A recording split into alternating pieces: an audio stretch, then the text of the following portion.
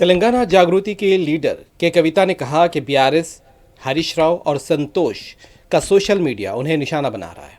तेलंगाना के अवाम ये सब कुछ देख रहे हैं। कविता का ये भी कहना था कि इंद्रम्मा के नाम पर बदकम्मा की साड़ियाँ ना दी जाएं, बल्कि तेलंगाना के किसी शख्सियत के नाम पर साड़ियाँ तकसीम की जाएं। उन्होंने कहा कि अगर अलमाटी की बुलंदी में इजाफा किया जाता है तो हम सिर्फ कृष्णा नदी में क्रिकेट खेल सकते हैं। वज़ीर आला को इस सिलसिले में सोनिया गांधी से रब्ता करते हुए कर्नाटक के वज़ीर आला सिद्धारामैया से दरख्वास्त करनी चाहिए कि अलमाटी की बुलंदी को कम करने के लिए इक़दाम किए जाएँ।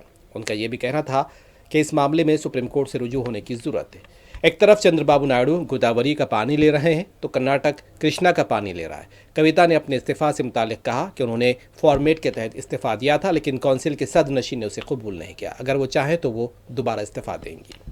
ఇప్పుడు సీఎం గారు ఏమన్నారన్నది నాకు తెలియదు, కానీ తెలంగాణ ప్రజలు అనుకుంటున్న విషయమే కదా, తెలంగాణ ప్రజలందరూ గమనిస్తున్న విషయమే.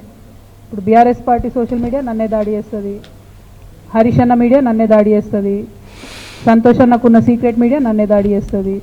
అందరు కలిసి నా మీద దాడి చేస్తున్నట్టే కదా, అలా కొత్త ఏం లేదు. అది మీ అందరి దృష్టిలో కూడా ఉన్నది కాబట్టి అది కొత్త ఏం లేదు, వింతేం లేదు.